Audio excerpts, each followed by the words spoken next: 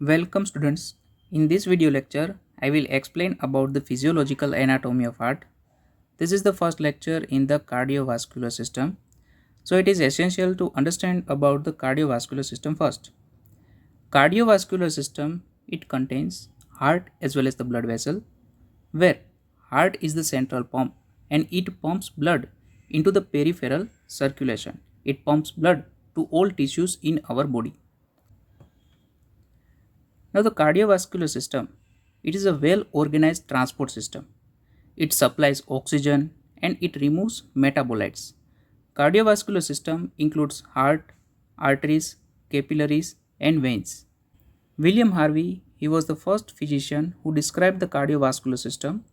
He demonstrated that the heart is the central pump and it pumps blood into the circulatory system. It pumps blood to the brain as well as to other tissues in the body. So before starting the cardiovascular system, we should be thankful to the William Harvey who helped us to understand about the cardiovascular system. So the heart pumps blood into the circulatory system. Now the circulatory system, it can be divided in two parts, systemic circulation and the pulmonary circulation. Through the systemic circulation, blood circulates to all the body organs where it provides all the necessary oxygen as well as the nutrients. And in the pulmonary circulation, blood is oxygenated. Systemic circulation is the high pressure system and the pulmonary circulation is the low pressure system. Now I will explain about the physiological anatomy of heart. Heart rests obliquely in thoracic cavity. The size of the heart of an individual is approximately the size of the closed fist. Weight of the heart is approximately 300 gram and the heart is muscular pump, and because of the pumping action of the heart, it propels the blood into the circulatory system, and in this manner blood, it is propelled into the systemic circulation and it can provide all the necessary oxygen as well as the nutrients to all the body organs as well as the tissues. Now, if we look at the heart, then grossly we can see all the chambers present in the heart. So there are four chambers present in the heart. They are atria as well as the ventricles. So there are two atria, right as well as the left atria, and right and left ventricles. So the heart, it contains four chambers, two atria and two ventricles. Now the atria, they are thin walled and low pressure chambers and they serve as a temporary reservoir to transmit blood into the respective ventricles. And the ventricles, they are thick walled chambers that pump blood into the circulation. So the atria, they are the reservoir and they transmit blood into the ventricles, and ventricles, these are the muscular pumps that pumps the blood into the circulatory system, either into the pulmonary circulation or in the systemic circulation.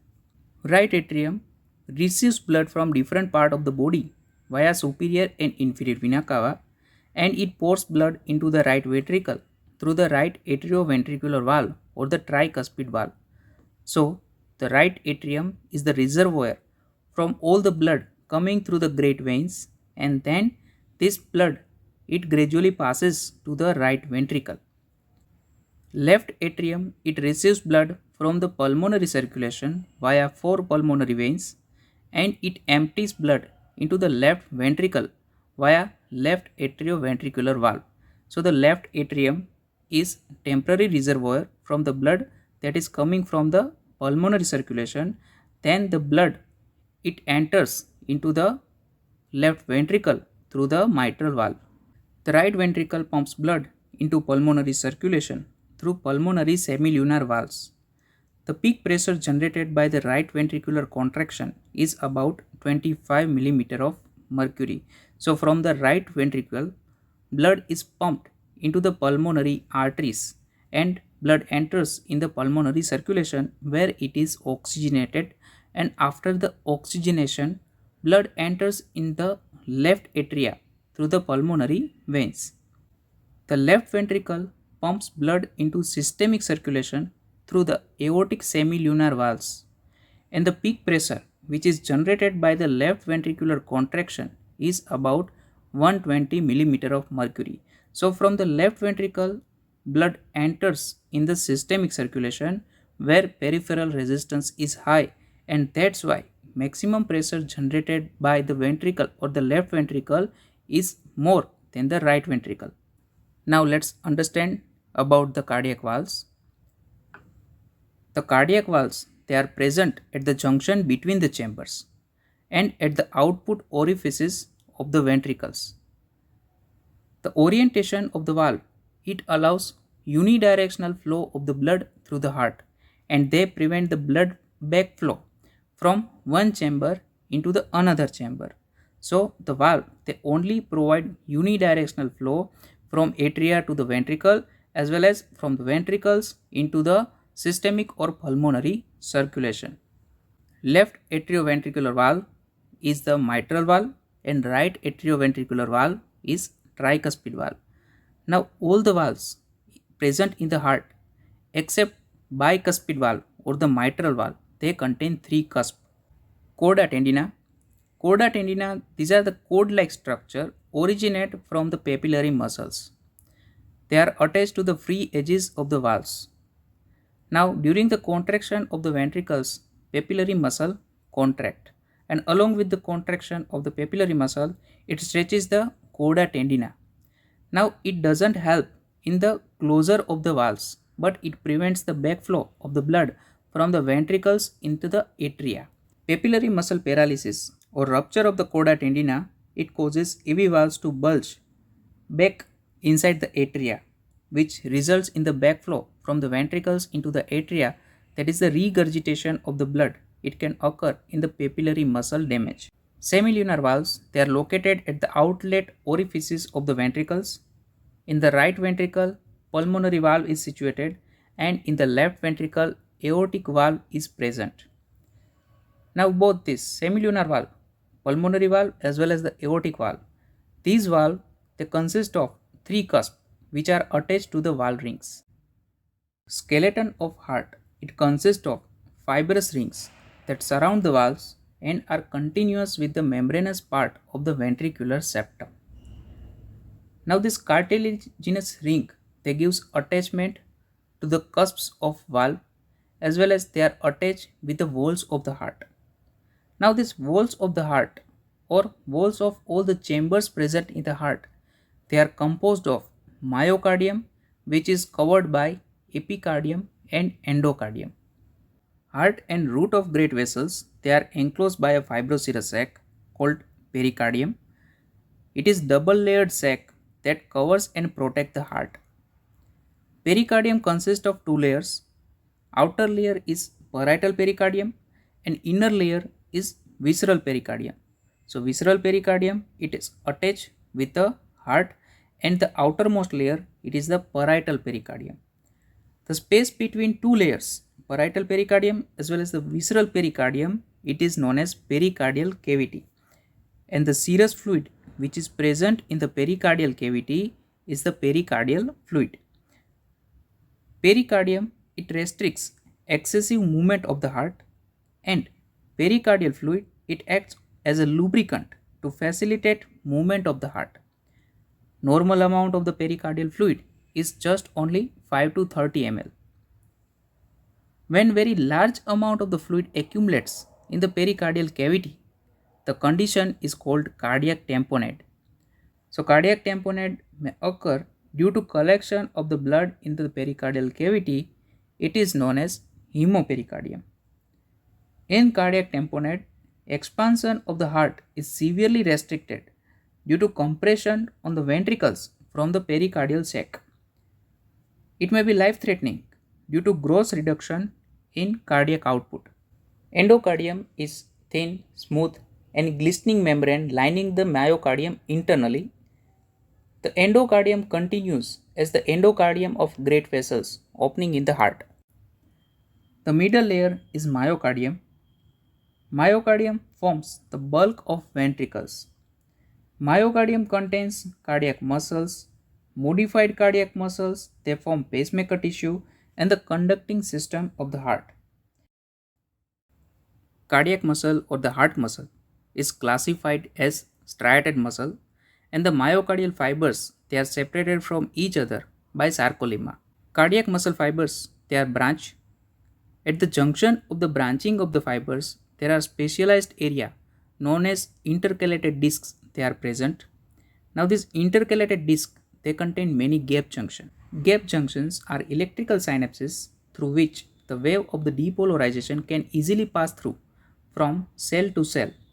When a cardiac muscle cell is stimulated, the cardiac impulse spreads rapidly to the other muscle cell and the heart contract as a single unit. So that's why cardiac muscle act as a functional syncytium. There are two syncytia in the heart, atrial syncytium and the ventricular syncytium. This is because atria are completely separated from the ventricles by fibrous band of the tissue known as atrioventricular ring. The myocardial contractile unit consists of sarcomere that contain thick and thin filaments. Shortening of the cardiac muscle occur by sliding filament mechanism. The sarcotubular system is well developed in the myocardial cell.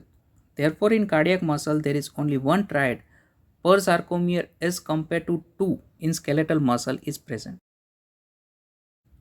SN node is the primary pacemaker in the mammalian heart. It is situated in the right atrium, close to the opening of the superior vena cava. It contains the pacemaker cell and few myofilaments. Goldman has described that there are three internodal atrial pathways in 1970. So these internodal pathways they connect SN node and AV node. Anterior internodal pathway is called tract of Beckman. Middle internodal pathway is called tract of Wenckebach, and the posterior internodal pathway is called tract of Thorel. Velocity of conduction of impulse in the internodal pathway is about 1 meter per second. AV node is situated in the lower part of the right atrium, close to the interatrial septum. Conduction of impulse occurs at the rate of the 0.05 meter per second, and usually a delay of about 0.1 second it occurs for the impulse to be transmitted through the AV node, and this is called AV nodal delay. Bundle of His. This is a small bundle of fibers that arises from AV node and terminates in the Purkinje system. The length of the bundle of His is about 1 centimeter. Network of small branches of the conducting fibers.